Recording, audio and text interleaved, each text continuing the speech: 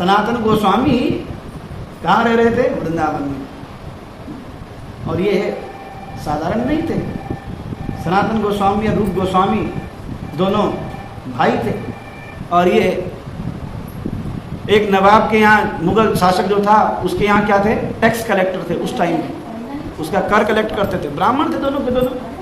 पर इस मुगल शासकों ने उनका नाम रख दिया शाकर मलिक और दबीर खास, उन दोनों का नाम रख दिया था। उनको एक दिन में कितनी हजार अशरफियाँ मिलती थी तनख्वाह, क्योंकि ब्राह्मण की खोपड़ी थी, खूब बढ़िया दिमाग कैलकुलेशन में अच्छा चलता था। तो उस शासक के यहाँ, नवाब के यहाँ, दोनों के दोनों टैक्स कलेक्टर थे। खूब पैसा था, हाथी थे उनके पास अपने, क्योंकि राजा इतना पैसा देता जिससे ये कहीं जाए नहीं, इतना पैसा उनको दे रखा था। पर जब उन्हें पता लगा कि चैतन्य महाप्रभु स्वयं भगवान चैतन्य महाप्रभु के रूप में आए हैं, तो उन्होंने एक दिन में ही लात मार दी सारी प्रॉपर्टी पर अपनी और भाग गए। नवाब के वहाँ महल से भाग गए और कहाँ आ गए? चैतन्य महाप्रभु की शरण में। अब आप जो अनुमति को दोगे हम उसके हिसाब से भजन करेंगे। महाप्रभु कह रहे तुम तो इतने शुद्ध ब्राह्मण हो। वह कहते हैं कि नहीं, हम अपवित्र हैं। क्यों? क्योंकि हमने मुसलमानों की सेवा करी है, इसलिए हम ब्राह्मण कुल में तो थे, पर हम क्या हो चुके हैं? म्लेच्छ हो चुके हैं। यवनियों की सेवा करके हम क्या हो चुके हैं? म्लेच्छ हो चुके हैं, इसलिए हम आपके यहाँ कुछ सेवा नहीं कर सकते। क्या करें? क्या करें? महाप्रभु कहते हैं सनातन तुम मेरे गले लगो। कहते हैं अगर आपको छू लिया तो आप अपवित्र हो जाओगे। जबकि उन्होंने नवाब के वहां रहते हुए कुछ खाया नहीं। अगर खाया पिया होता तो बुद्धि कभी होती नहीं। सनातन गोस्वामी और रूप गोस्वामी ने कुछ खाया पिया नहीं, उसके रहते थे, पर खाते अपने घर का थे, अपने रसोई बनाकर खाते थे, मिलेट से घर का पानी भी नहीं पीते थे। उन्होंने कहा कि नहीं, हम उसके यहाँ रहते थे इसलिए हम अपवित्र हो चुके हैं। यहाँ तक कि सनातन गोस्वामी जब जगन्नाथपुरी में आए तो सीधे नहीं आए, जो रोड का रास्ता था उस रास्ते पे नहीं आए वो। हम कैसे आते हैं मंदिर में? सीधा सीधा सबसे आगे चौड़े होकर चलते हैं, फ्रंट सीट चाहिए होती है। हम अपने आप को क्या सोचते हैं? हम तो सुपीरियर हैं, हमें भगवान के मंदिर में फ्रंट सीट वीआईपी दर्शन होना चाहिए। थोड़ा पैसा देके थोड़ा सोचते हैं हम जरा अच्छे कपड़े पहने हैं, ज़्यादा बुद्धिमान है तो आगे चलते, हम ब्राह्मण हैं, ऐसी भावना रखते हैं मन में। पर सनातन गोस्वामी पैसा भी था, ब्राह्मण भी थे, संसार में प्रतिष्ठा भी अच्छी थी, पर इन सब को तुच्छ समझते हुए वे कहाँ चल रहे थे? वे सीधे रास्ते दर्शन जगन्नाथपुरी नहीं आए, वे समुद्र की बालू के ऊपर चलते चलते किनारे किनारे आ रहे हैं। क्यों? क्योंकि मैं अपवित्र हूँ, मैंने म्लेच्छों की सेवा करी है, अशुद्ध हूँ। अगर सीधे रास्ते से जाऊंगा तो जगन्नाथ जी का दर्शन करने के लिए भगवान के भक्त जा रहे होंगे, उनके ऊपर अगर मेरी दृष्टि पड़ गई तो वह पवित्र हो जाएंगे। मैं इतना अशुद्ध हूँ। पैरों में फपोले पड़ गए गरम रेत से। महाप्रभु बोले तेरे शरीर, तेरे पस निकल रहा था शरीर से, फपोले हो गए। अरे सनातन तुम सिंह द्वार में जाओ, जगन्नाथ जी का दर्शन करने जाओ। तो क्या कहते हैं? सिंह द्वारे जाइबो नाई अधिकार, कि मैं सिंह द्वार से जाने का अधिकारी नहीं। क्यों? मैं पवित्र हूँ। मेरे जगन्नाथ तो चैतन्य महाप्रभु आप ही मेरे जगन्नाथ, मैं जाने का अधिकारी, मैं नहीं जाऊंगा। बाद में सनातन गोस्वामी ने क्या कहा? तुम क्या करो? तुम वृंदावन जाओ और क्या करो? भजन करो। सनातन गोस्वामी और रूप गोस्वामी कहाँ गए? वृंदावन। उस समय वृंदावन में मकान नहीं थे, वृंदावन में कोई घर नहीं था। आज से 500 वर्ष पूर्व वृंदावन पूरा जंगल था, वहां कोई घर मकान नहीं था। सब लोग कहाँ रहते थे? मथुरा। मथुरा नगर था, शहर था, और वृंदावन गांव भी नहीं था, वन था, जंगल था।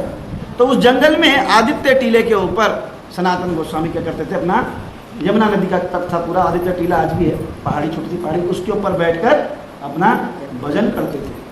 कितना घंटा भजन? 20 घंटा बैठ के भजन करते थे सनातन गोस्वामी। नाम जप में कमी नहीं होनी चाहिए। और महीने में एक दिन जाकर क्या करते थे? मधुकरी करके लाते थे। मधुकरी यानी कि भिक्षा करने जाते थे। वृंदावन से कहाँ? मथुरा। तो मथुरा में चौबे थे, उनके यहाँ से घर से जाते थे। तो चौबे, एक चौबे था, चौबे के घर में मदन मोहन जी का विग्रह था, ठाकुर जी की मूर्ति थी, विग्रह। चौबे लोग भगवान की सेवा करते थे अच्छे से। तो एक महीने में जो रोटी मिलती, जब महीने में एक दिन जाते थे, उस दिन जो रोटियां मिल जाती थी वो रोटी ला करके क्या करते थे, रेत में दबा देते थे।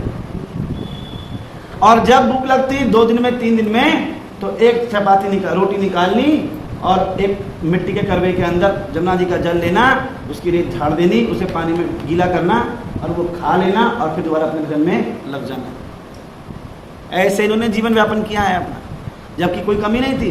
ताते तो वृंदावन में भी उस टाइम भी एक बिल्डिंग खड़ी कर, बिल्डिंग के 4 बिल्डिंग खड़ी कर देते। रूप गोस्वामी ने पूरा वृंदावन खरीदा है उस टाइम में, उस टाइम के 24 रुपए में। आज से 450 वर्ष पूर्व वो पूरी जमीन रूप गोस्वामी ने खरीदी है। 24 रुपए बहुत होते थे, क्योंकि ये भगवान की स्थलियां हैं। आज भी वो कागज है वृंदावन में, म्यूजियम में रखा हुआ है। गोपाल घेरा, राधा रमन घेरा, गोविंद घेरा, ये सब वो इलाका वही है। उस टाइम के शासकों, क्योंकि मुगलों का राज्य था, मांग लिया उस समय, इतने में पैसे हम देंगे तुम्हें पैसे, हमें इलाका, हमारे ठाकुर जी का इलाका है, खाली करो। तो सनातन गोस्वामी जब रोज देखते हैं, जब वहाँ जाते तो सनातन गोस्वामी उस विग्रह को देखते, ठाकुर जी को देखते उसके घर में, कितना सुंदर ठाकुर जी, कितने सुंदर ठाकुर जी। तो जो चौबे की जो पत्नी थी वो कहती थी, अरे बाबा ज़्यादा घूर के ना देखा कर, लाला तुझे पागल बना देगो, तू बाबा है तुझे पागल बना देगा हमारा लाला, हमारे गोपाल जी तुझे पागल। बोला भगवान ने, सनातन गोस्वामी ने कहा, पागल बनने तो आए हैं, तभी तो यहाँ बैठे हैं। अब रोज देख, जब भी जाते थे तो उनको देखते थे। वो चौबे की जो पत्नी थी वो अकेली बची थी घर में, और बाकी कोई नहीं था घर में। उसने कहा कि भैया मदन मोहन जी को जाना था सनातन गोस्वामी के साथ, कि मैं बूढ़ी हो रही हूँ, चिंता है, लाला कहाँ जाएगा। बोला तो तुझे कहा था मैं लाला को देखता क्यों हूँ, इसलिए देखता हूँ क्योंकि ये लाला मेरा है, तेरा नहीं है। वह सनातन गोस्वामी क्या किए, वो ठाकुर जी को अपने साथ ले आए। वो कौन थे, मदन मोहन जी, आज करौली में बैठे। तो मदन मोहन जी को लेकर चले कौन, सनातन गोस्वामी। अब क्या करें, बाबा जी के पास तो कुछ है नहीं रखने के लिए, कहाँ रखेंगे, कुटिया बनाई नहीं कोई, सनातन गोस्वामी ने कोई कुटिया नहीं बनाई। उस आदित्य टीले के ऊपर ही 1-2 पत्थरों की आड़ में बैठ के भजन करते हैं, 1-2 घंटा सोने का और नहाने तो नहा ले, 2 कंपनी द्वारा भजन में बैठ गए। क्या करना, मकान बना के, दुकान बना के, आश्रम बना के। अब ठाकुर जी को कहाँ रखें, तो सनातन गोस्वामी जब भजन करें तो ठाकुर जी को सामने बिठा दें अपने, हाँ। और जब कहीं जाना हो तो अपने झोले में डाल लें, साथ में अपने झोले में ही टांग दिया ठाकुर जी को और चलो। अब चौबे ने कहा था कि भैया ठाकुर जी को ने भूख तो लगाए दियो, तो क्या थोड़ा सा आटा मिलता है तो क्या बनाते, आटे की बाटी। तवा, वो तो रोटी बनाए ना, तवा तो है ही नहीं, साधु उसमें लगता अपने पास, तवा नहीं है तो क्या बनानी है, बाटी। आटा फटाफट से पत्ते के ऊपर रख के इतना गोला बनाया आटे का, और आग जलाई और आग में गरम गरम पत्थरों के ऊपर वो बाटी को रख दिया और सेक दी और ठाकुर जी को भोग लगा दिया। अब ठाकुर जी ने 1 दिन 2 दिन 4 दिन तो खाई। ठाकुर जी ने कहा, सनातन रोज मुझे सूखी बाटी खिलाता है, कम से कम जरा थोड़ा नमक ही दे दिया कर। सनातन गोस्वामी ने कहा कि नमक, अगर नमक का जुगाड़ करना है तो खुद कर लेना, तुम्हारे नमक के चक्कर में मेरा भजन रह जाएगा। अरे तुम तो चले जाओगे पर नाम प्रभु मुझे कभी छोड़ेंगे नहीं। मैं नाम, तुमसे ज्यादा किसकी महत्ता है मेरे जीवन में, आपके नाम की महत्ता है। मैं आपकी सेवा तो ठीक है, आपकी सेवा करने में अगर मेरा नाम की सेवा छूट जाएगी तो मैं अपने गुरु के प्रति अपराध कर दूंगा। चैतन्य महाप्रभु ने क्या कहा है, नाम जब की सेवा बताइए ना, तो मैं नाम की सेवा नहीं छूटनी चाहिए। इसलिए मैं आपकी सेवा से पहले क्या आपको करना है, भूख लगाना है, कोई ठीक है मैं खिला दूंगा, पर अपना जुगाड़ खुद कर लेना। आज नमक मांगेगा, कल बोलेगा घी ले आ, परसों बोलेगा साग बना, है तो भैया मेरे बस की नहीं है। मैं अपना भजन 20 मिनट घंटा जब भजन करना है वो छूट जाएगा मेरा। और भगवान इतने कृपालु हैं कि भगवान ने क्या किया, उसी रात को अपने नमक का जुगाड़ कैसे कराया। एक कपूर था जो पाकिस्तान लाहौर से, उस समय यमुना में जहाज चलते थे, पानी के जहाज चलते थे यमुना जी में। कितनी यमुना रही होगी सोचो, खूब पानी था। दिल्ली के रास्ते होते हुए वो पाकिस्तान से पानी के जहाज में नमक भर के लेके आते थे। आगरा की मंडी, आगरा में बड़ी मंडी थी, तो वहाँ नमक बिकता था, और उसके बाद जो पैसे मिलता था उससे वापस जाता। तो वह आगरा जा रहा था और ठाकुर जी ने उसके पानी के जहाज को आदित्य टीले पे ही फंसा दिया। अब जहाज फंस गया रहा तो क्या करे बेचारा। सनातन गोस्वामी तो अपने भजन में लीन है। ठाकुर जी ने उस कपूर को कहा, उस व्यापारी को कहा कि देखो यहाँ पे तुम्हें कोई साधु मिलेगा, उस साधु से याचना करना तो तुम्हारा पानी का जहाज निकल जाएगा। वह बाहर लिखा तो देखो जंगल में, घनघोर जंगल है वृंदावन, कुछ दिखता ही नहीं है पेड़ों के अलावा। देखो तो एक बाबा जी भजन कर रहे हैं, अरे सनातन गोस्वामी आप बाबा जी हैं, बाबा जी मेरे पानी का जहाज। लेकिन अगर आपने ठाकुर जी को बोलो सपने में आए थे कि निकाल दें, तो जिस ठाकुर जी ने बोला निकाल दो, ठाकुर जी से बोलो मुझसे क्यों बोलता है। वो ठाकुर जी ने हाथ जोड़े, उसने उसका पानी का जहाज निकल गया। उसने बोला ये तो प्रत्यक्ष भगवान है। उसने वह नमक की वो जो थी वो पूरी वहीं लोड कर दी, जहाज पूरा सेट कर दिया, भगवान के नमक का जुगाड़ कर दिया। 1 साल का, 1 दिन का नहीं, सालों साल का। और जो नमक, बाकी नमक बचा था वो आगरा मंडी में नमक बेचकर जो पैसे मिले उससे ठाकुर जी के पूरे वर्ष भर की सेवाएं दे दी। ठाकुर जी का मंदिर बनवा दिया। उस समय का मंदिर मदन मोहन जी का मंदिर बना है, आज भी है मंदिर। और ठाकुर जी के लिए बढ़िया सब कुछ सेवाएं, अष्टयाम की सेवा, सब की सेवा का उसने पैसा रख दिया। हर साल आता ठाकुर जी के दर्शन करने के लिए, पूरा पैसा दे जाता। तो भगवान के नाम की सेवा अगर प्रेम पूर्वक हो रही है तो भगवान हमसे संबंध बनाएंगे। संबंध यानी कि भगवान हमारे क्या लगते हैं, वह संबंध कब बनेगा, जब भगवान के नाम की सेवा होगी। भगवान के नाम की सेवा के बिना भगवान से हमारा संबंध नहीं बन सकता।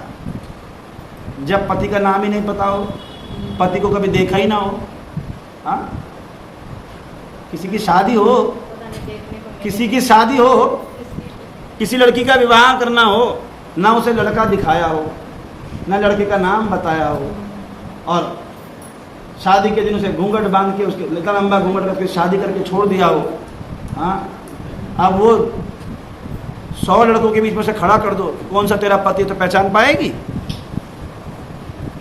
ऐसी ही हमारी स्थिति है कि भगवान से वर्ण तो कर लिया पर पता नहीं भगवान दिखते कैसे हैं, उनका नाम क्या है, वो कहाँ है। और कोई भी कह दे कि मैं भगवान हूं, हम उसके आगे दिया बत्ती लेके पहुंच जाते हैं। हम तो बोलते हैं वही भगवान है। तो भगवान कौन है यह पता होना चाहिए, कैसे दिखते हैं पता होना चाहिए, और उनसे संबंध कैसे जुड़ेगा, कैसे जुड़ेगा संबंध, नाम की सेवा के द्वारा। उनका जितना नाम लेंगे तो हमारी आवाज भगवान पहचान जाएंगे भीड़ में भी। जैसे किसी का नाम, अगर कुछ भी नाम हो किसी का, मेरा नाम रोहिती है, चलो, अब मुझे पता है कि किसकी आवाज से मुझे इस नाम की किसकी आवाज है। अगर 100 लोगों की भीड़ में भी अगर कोई रोहित रोहित पुकारेगा, अगर वह किसी और रोहित का नाम ले रहा होगा कोई और, तो मैं पीछे मुड़ के नहीं देखूंगा। क्यों? क्योंकि वह रोहित तो कह रहा है पर किसी और, मेरे अपने आदमी की आवाज नहीं है वो। पर उन 100 की भीड़ में एक व्यक्ति का अगर रोहित पुकारेगा तो ये आवाज, ये मेरे किसी ने पुकारा, ये मेरी आवाज है किसी की। क्यों? क्योंकि मुझे अनुभव है, ये आवाज मेरी जान पहचान की है। ऐसे ही जब भगवान के नाम की सेवा करते हैं तो भगवान पहचान जाते हैं ये मेरे निजी जन की आवाज है। इसलिए फिर हम किसी भी अवस्था में होंगे, कहीं पर भी होंगे, ये नहीं मंदिर में होंगे, सड़क में अगर हादसे में भी मर जाएंगे, अगर सड़क में हादसा होगा, एक्सीडेंट होगा, वहां भी मारे गए और तब भी कह दिया कि हे कृष्ण, तो कृष्ण तुरंत आ जाएंगे हमें लेने के लिए, तुरंत। फिर शरीर मर जाए तो क्या करना, कोई टेंशन थोड़ी ना है, पर आत्मा का तो संरक्षण भगवान करने अवश्य आएंगे, गारंटेड है। शरीर का कचुम्बर बन जाए ट्रेन की पटरी के नीचे, कोई टेंशन नहीं, पर आत्मा की रक्षा भगवान अवश्य करेंगे, क्योंकि वही तो हमारा वास्तविक शरीर है। हम सोच रहे हैं शरीर हमारा नहीं है, क्योंकि मरने के बाद तो मल ही बनना है इसने। मल यानी कि कचड़ा, विष्ठा, या तो मिट्टी में दबा दिए जाएंगे, या पानी में बहा दिए जाएंगे, या फूंक दिए जाएंगे। तो मरना तो, नष्ट तो इसने होना ही है। अब फूकने के बाद नष्ट हो या पहले नष्ट हो, नष्ट तो होएगा ही पक्का। तो जब इसने नष्ट ही होना है तो उसकी टेंशन क्यों करनी इतनी? आत्मा की टेंशन करनी है, जो आत्मा भगवान की शाश्वत संगिनी है। उस आत्मा के कल्याण के लिए हम क्या कर रहे हैं? क्योंकि वही आत्मा क्या है, ममेवांशो जीवलोके जीवभूत सनातना मनस्सष्टानि इंद्रियाणि प्रतिष्ठानि शकर्षति। 15वां अध्याय में भगवान कह रहे हैं क्या, ममेवांशो जीवलोके, तो क्या है, मेरा ही अंश है। और कैसा है, जीवभूत सनातन, और आज का अंश नहीं है, जब से मैं हूं तब से तू भी है। हम आज पैदा नहीं हुए, जिस दिन से भगवान है उस दिन से हम हैं। हम भी सनातन हैं, भगवान भी सनातन है, हम भी सनातन हैं, पर हमारा शरीर सनातन नहीं है। तो सनातन क्या है, हमारी आत्मा जो हम हैं। हम शरीर नहीं है, हम सब क्या हैं, आत्मा। तो घर के अंदर बैठे हैं, ये घर का मालिक जिस दिन बोलेगा खाली कर, इस घर को जाना पड़ेगा। हम कैसे हैं, जिसे ड्राइवर ने, किसी गाड़ी के मालिक ने एक ड्राइवर रख लिया। अब जब ड्राइवर गाड़ी चलाता तो क्या सोचता है, गाड़ी किसकी है, मेरी। हनुमान जी महाराज की आते हैं रोज। तो ड्राइवर सोचता है कि मैं इसका मालिक हूं। जब वह घर जाता है गाड़ी लेकर, मालिक की गाड़ी लेकर, तो बच्चे क्या बोलते हैं, अरे पापा की गाड़ी है। पर जिस दिन मालिक ड्राइवर को ग्राउंड से निकाल देता है तो गाड़ी वहीं छूट जाती है, तो खाली हाथ घर आ जाता है। ऐसे ही हम सब क्या हैं, ये क्या है, गाड़ी है। किसकी, मालिक की। मालिक ने गाड़ी दी चलाने के लिए कि भैया चल रहे, तो गाड़ी दे रखी है, मेरी गाड़ी है, शरीर है, तो अपना भजन कर ले। और जिस दिन मालिक की इच्छा होगी नौकरी से निकाल देगा, क्योंकि ये मालिक क्या करता है, गाड़ी तो दी है, खाना पीना सब कुछ दे रहा है। हमारा मालिक जो है, हमारी इस गाड़ी का मालिक, खाना पीना सब कुछ दे रहा है। हम बोले नहीं, हम तो खुद कमा रहे हैं। अरे हम नहीं कमा रहे, हमारी औकात नहीं कमाने की। अगर हमारी औकात होती कमाने की, अगर मनुष्य की औकात कमाने की होती, तो सड़क पर पड़े कितने गरीब बैठे हैं जिनको खाना भी नहीं मिल रहा, 1 मिनट का, 1 दिन का, एक टाइम का खाना भी नहीं मिल रहा। तो क्या मालिक ने हम पे कृपा तो करी है शरीर डाल के कि हमें टेंशन नहीं है खाने पीने की, हमें खाना पीना मिल रहा है, रहने को मिल रहा है, कपड़े मिल रहे हैं। तो जब वो मालिक सब कुछ कर रहा है तो हम उसका भजन क्यों नहीं कर रहे। और जिस दिन वो मालिक निकाल देगा कि निकल यहाँ से, फिर बोलेंगे अभी तो 2-4 दिन और जीना था। तो जब तक ये गाड़ी मिली है तो सफर कर लो। किसके लिए मिली है, यात्रा करने के लिए मिला है शरीर। कौन सी यात्रा, जीवन की यात्रा। तो जीवन की यात्रा में क्या करनी चाहिए, 4 चीजें करनी चाहिए। क्या, जब कोई लंबी यात्रा पे जाते हैं तो लोग क्या करते हैं, टाइम पास कैसे करते हैं, गाने सुनकर, अंताक्षरी करके। हाँ, तो क्या करना चाहिए, सुनकर, बातें करके। लंबा सफर बातें करके गुजर जाता है ना। हाँ, सुनना, और सफर में क्या करते हैं, खाना। सफर में देखते हैं, रास्ते में जो जगहें आती हैं उनको देखते हैं, और जब समय मिलता है तो सो जाते हैं, और फिर एक दिन सफर खत्म हो जाता है। तो हम सब भी यही कर रहे हैं, खा रहे हैं, बातें कर रहे हैं, सो रहे हैं, देख रहे हैं, और एक दिन सफर खत्म। पर यह हमारी कैसी यात्रा है, दिव्य यात्रा है। भगवान ने इस यात्रा के लिए नहीं दिया, आहार निद्रा भय मैथुन के लिए नहीं दी। भगवान ने कहा इस यात्रा को क्या बना, तू दिव्य यात्रा बना। अगर सुनना है, टाइम पास करना है, जो कुछ भी करना है, तो क्या कर, सुनताम स्वकथाम कृष्ण, जिनके श्रवण समुद्र समान। अपने कानों के द्वारा क्या करो, केवल भगवान की कथा का श्रवण करो। टाइम पास नहीं होता ना, लोग होते बोर होते हैं। अरे बोर क्यों होते, किताब निकालो, पढ़ो, ठाकुर जी के ग्रंथ हैं, भागवतम पढ़ो, भगवत गीता पढ़ो। अरे पढ़ना नहीं आता तो क्या करो, पढ़ना नहीं आता तो क्या करो, जिसको पढ़ना आता है उसको किताब पकड़ा दो, भाई तू पढ़ा, हम सुनेंगे। चलो वो भी नहीं आता तो भगवान की जो लीला आपको पता है, जो लीला आपको भगवान की पता है, उस लीला को गाना शुरू कर दो मुंह से। किसने किया ऐसा, कौन करता था ऐसा, गोपियां। कृष्ण जब चले गए तो क्या कर रही थी, उद्धव ने क्या देखा, उद्धव ने क्या देखा वृंदावन में आकर, आश्चर्य। उसने देखा कि एक गोपी क्या बनी हुई है, पूतना बनी हुई है। एक गोपी पूतना बनी हुई है और एक गोपी लेटकर बाल कृष्ण बनी हुई है। हाँ, और बाकी गोपियां यशोदा बनी हुई है, कोई अलग सारी वसुदेव जी की, नंद बाबा की अलग पटरानियां बनी हुई है, सब दासियां बनी हुई है। बोला ये कौन सा रंगमंच चल रहा है, कौन सा नाटक चल रहा है, देखूं जरा। एक तो बधाइयाँ चल रही है, कृष्ण जन्म की बधाई, और सब गोपियां नाच रही हैं अपने आपस में, अपने आप लगी हुई। और कुछ गोपियां क्या कर रही थी, वह झाड़ फूक की तैयारी कर रही थी। अभी देखो पूतना हमारे कन्हैया को ले जाएगी और फिर हमारा कन्हैया पूतना को मारेगा और फिर हम कन्हैया की झाड़ फूक करेंगे। किताब नहीं थी उनके पास, कोई पढ़ना नहीं आता था। क्या कर रही थी, कृष्ण की लीलाओं का अनुसरण कर रही थी। ये नहीं कह रही थी कि मेरा दिल तो दीवाना हो गया मुरली वाले तेरा, ये नहीं गा रही थी वह कृष्ण की लीलाओं का श्रवण और मनन कर रही थी। अपने आप को कुछ नहीं मानती वो, अपने आप को क्या कहती हैं वो, अशुल्क दासी का।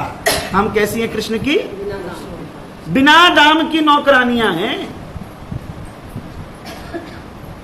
शरदाश्वये साधु जात सत सरसी जोदरा श्री मुषादिशा सुरतनाथ ते अशुल्क दासी का। हम कैसी नौकरानी है भगवान की, अशुल्क, बिना पेमेंट की। भगवान ने कैसे रखा है हमारे को, बिना पेमेंट की। है कोई नौकर बिना पेमेंट वाला? हम क्या भगवान की नौकरी बिना पेमेंट के करते हैं क्या? हम सोचते हैं भगवान जब देगा तभी भगवान की भक्ति करेंगे। और गोपियां कहती हैं कि हमें कृष्ण से कुछ भी नहीं चाहिए, अशुल्क दासी का। हे कृष्ण, तुम यद्यपि हमें छोड़कर भी चले गए तो भी हमें कोई इस बात का कोई ग्रज नहीं है। चले गए तो चले गए, कोई टेंशन नहीं। अरे तुमने अपनी वस्तु तो हमें दे गए। क्या वस्तु दे गए कृष्ण ने? कृष्ण मकान दुकान देके चले गए थे क्या? वो क्या देके गए कृष्ण ने? कृष्ण उन्हें वह वस्तु देकर गए, वह प्रेम। वह कहती है कृष्ण तुमने हमें क्या दिया, तब कथामृतम तप्त जीवनम, तुमने अपनी कथा रूपी अमृत हमें दे दिया। अब हम मर नहीं सकती, अब हम उस अमृत का पान करते करते क्या रोज जिंदा रहती हैं। अब गोपियां कहती हैं बड़ा आनंद आता है। एक दिन गोपियां क्या कर रही थी, ऐसी अनेकानेक लीलाएं करती थी, रोज अपने आपस में ही लगी रहती थी, एक क्षण भी खाली नहीं बैठती थी। सुरतवर्धनम शोकनाशनम स्वरित वेणुनाम सुष्टु चुंबितम इतर रागवी स्मारणम नृणाम वितर वीर ना ते अधरामृतम। जब तुमने अपने अधरों का अमृत हमें दे दिया बांसुरी के रूप में, सुना दिया, अब अमृत हमें मिल गया तो हमें क्या टेंशन है मरने की? अब मरेंगी नहीं, तुम नहीं आओ तो कोई भी टेंशन नहीं। पर हमने तो होड़ लगा रखी है कि ठाकुर जी जब तक आएंगे नहीं तब तक हम कुछ करेंगे नहीं। हमें करते रहना है, ठाकुर जी आए ना आए वो ठाकुर जी का काम है। हम क्या कर रहे हैं, ठाकुर जी की जो रिस्पॉन्सिबिलिटी है वो खुद लेके बैठे हुए, और जो हमारा काम है वो नहीं कर रहे। हमारा काम क्या है, ठाकुर जी को प्रसन्न करना। अब ठाकुर जी का काम है ना प्रसन्न होए ना होए, ये काम किसका है, ठाकुर जी का। पर हमारे ठाकुर जी प्रसन्न नहीं हो रहे। अरे वो ठाकुर जी का काम है प्रसन्न होना ना होना, कृपा करना ना करना भगवान का काम है। हमारा काम है उनको प्रसन्न करना कैसे भी। जब तक ठाकुर जी प्रसन्न ना हो, इस जन्म क्या अनेका जन्म जी बीत जाएं, तब भी ठाकुर जी की सेवा छूटे नहीं, तभी हम विशुद्ध भक्ति को प्राप्त करेंगे। भगवान इस जन्म में नहीं तो अगले जन्म सही, ऐसे करोड़ों जन्म निकल जाएं, पर भगवान अपनी सेवा से छुड़वाना नहीं। हम भगवान की सेवा करते रहे, क्योंकि अगर मुक्ति हो गई, मांग लिया मुक्ति मांग ली ठाकुर जी से, हम ब्रह्म में लीन हो जाएं तो वहां तो अस्तित्व ही खत्म हो जाएगा, फिर ठाकुर जी की सेवा कहां होगी। पर भगवान यहां तो सेवा कर रहे हैं, आपके शाश्वत लोक में भी आपकी क्या करने, क्यों जाना लोक में क्यों जाएं, वहां जाकर भी आपकी क्या करें, सेवा करें। ठाकुर जी के लोक में प्रत्येक कार्य की सेवा है। किसी के पास फूलमाला बनाने की सेवा है, किसी के पास दूध गर्म करने की सेवा है, किसी के पास पान बनाने की सेवा है, किसी के पास तुलसी चुनने की सेवा है। सब प्रकार की सेवाएं हैं वहाँ फुल वैकेंसी चल रहती है, फुल पोजीशन से भरी हुई। और हम क्या हैं, हम सोचेंगे डायरेक्ट सेवा करेंगे ना, डायरेक्ट सेवा नहीं मिलती वहाँ भगवान के डायरेक्ट दर्शन तो होते हैं, पर भगवान की मंजरियों के द्वारा हमें कृपा प्राप्त होती है। जो राधा रानी की मेड सर्वेंट्स हैं, दासियां हैं, मंजरियां, वो हमें सेवा प्रदान करती हैं कि चाहो तुम ठाकुर जी की सेवा के लिए ये करो। वो हम ये नहीं कह सकते कि हमारा मन है कि हम आज ठाकुर जी को ये भोग लगाएंगे ना, जो वो कहेंगी हमें वो ही बनाना होगा, क्योंकि उनको पता है वो मंजरियां कैसे ऐसे तो ना बन गई। उनको पता है कि कृष्ण को क्या पसंद है और क्या पसंद नहीं है। वो कृष्ण से इतना भजन उन्होंने किया, इतना प्रेम उन्होंने किया है कि उन्हें पता है। सनातन गोस्वामी ने इतना भजन किया तो पता लग गया उन्हें। वह लिख रहे, उन्होंने ग्रंथ लिखा विदग्ध माधव में, लिखा राधा रानी की चोटी कैसी है, नागिन के जैसी, काली नागिन के जैसी राधा रानी की चोटी है। तो छोटे भाई रूप गोस्वामी को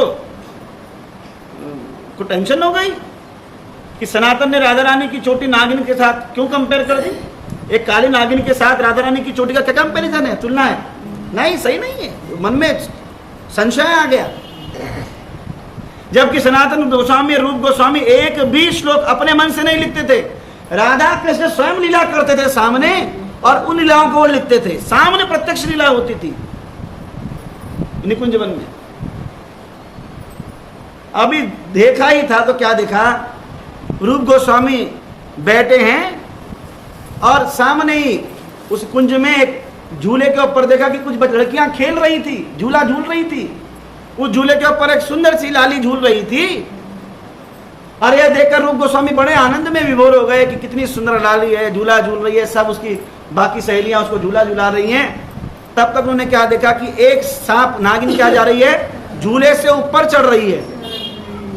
और दौड़ते दौड़ते गए रूप गोस्वामी, लाली लाली लाली लाली लाली, क्या है, सांप सांप सांप सांप, काला सांप काला सांप काला सांप। तो क्या देखा, वह काला सांप नहीं, वह उस लाली की चुटिया है। बस उस लाली की चुटिया पे हाथ लगाते ही लीला तो अदृश्य हो गई। लाली भी गायब, सखियां भी गायब, सब गायब। रूप गोस्वामी आके सनातन गोस्वामी के चरणों में पड़े, मुझे क्षमा कर दो, मैंने संशय पैदा कर दिया मन में कि राधा रानी की चुटिया तो कैसी है, काली नागिन के जैसी है, बिल्कुल ऐसी ही लहराती है, सीधी नहीं है।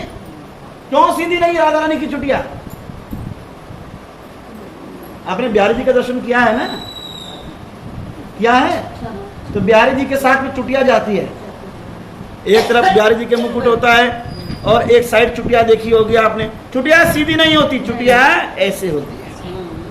राधा वल्लभ जी का दर्शन करो, बिहारी जी का दर्शन करो, श्रीनाथ जी का दर्शन करो। नाथद्वारा में श्रीनाथ जी का जिस हाथ से श्रीनाथ जी ने गिराज को उठाया है, उस साइड चुटिया होता है, चुटिया बनी होती है ऐसे। वो चुटिया किसकी है? श्रीमती राधा रानी की है। क्यों टेढ़ी हुई चुटिया? वह कहती है मेरे स्वामी टेढ़े हैं तो मैं भी तो, मेरी चुटिया तो टेढ़ी होगी। भगवान कृष्ण त्रिभंग है, इसलिए राधा रानी की चुटिया भी क्या है, टेढ़ी।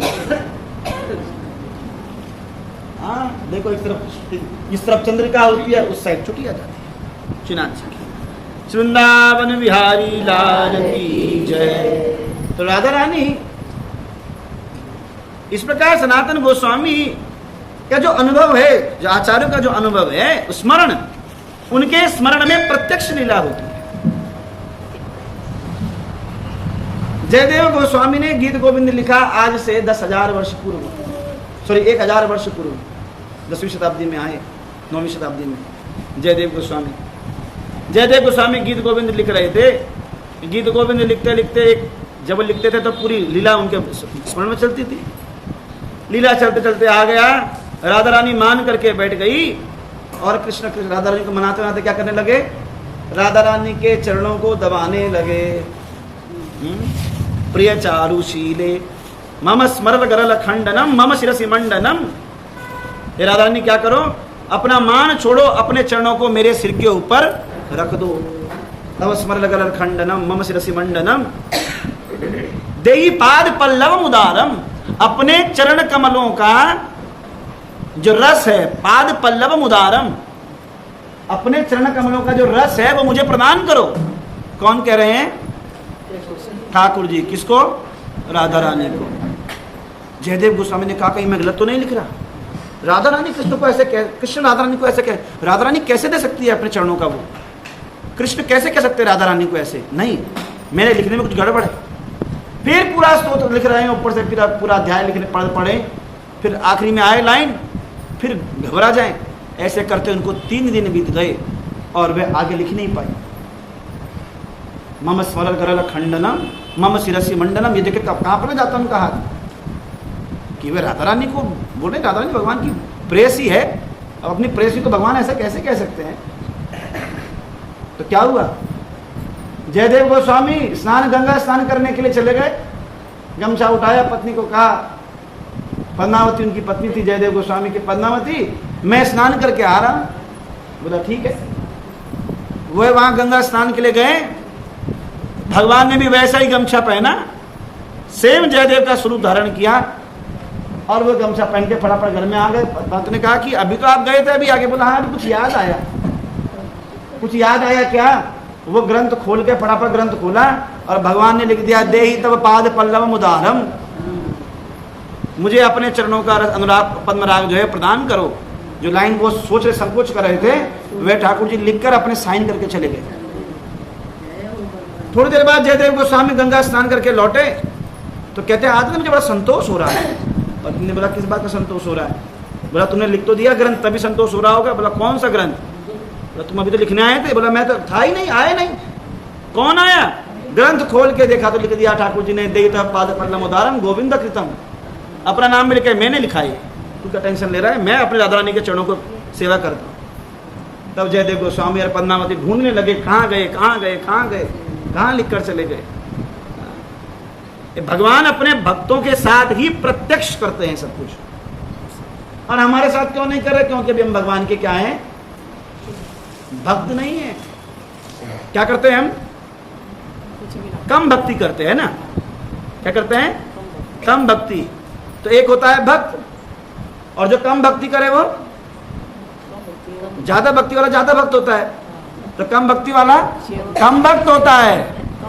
हम कम भक्त हैं, कम भक्ति करते हैं ना, कम भक्ति करते हैं। भक्ति करते हम क्या हैं? कम भक्त हैं। हम कम भक्त हैं, हम कम भक्त हैं, हम कम भक्ति करते हैं भगवान के साथ। तो हमें कम भक्ति नहीं करनी,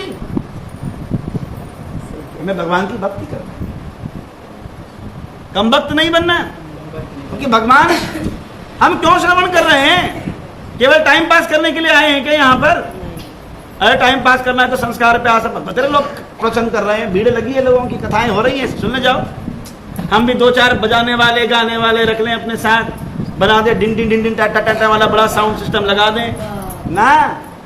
हमारे गुरुदेव का स्पेशल इंस्ट्रक्शन है कि हमारी भागवत करने पे, हमारी कथाओं करने के पीछे एक ही प्रयोजन होना चाहिए कि जैसे तैसे लोग भगवान की भक्ति कर सकें, लोग भगवान की भक्ति में लग सकें। अगर 100 लोगों की में से भी एक व्यक्ति भी भगवान की शुद्ध भक्त बन गया तो हमारी कथाएं क्या हो गई? सफल हो गई। एक भी भक्त बन गया। सनातन गोस्वामी भक्ति सिद्धांत महाराज कहते थे, अगर हमने अपने जीवन में एक को भी भक्ति के मार्ग में लगा दिया, किसी एक को भी, तो हमारा जीवन क्या हो जाएगा? सफल हो जाएगा। भीड़ नहीं, ढंग का एक शुद्ध भक्त अगर बन गया कोई। नारद जी बड़े प्रसन्न होते हैं प्रहलाद महाराज को देखकर। क्यों? कहते एक भक्त निकल गया, मेरा एक चेला निकल गया। और वो चेला ने देखो पूरे असुर कुल को ही उद्धार कर दिया।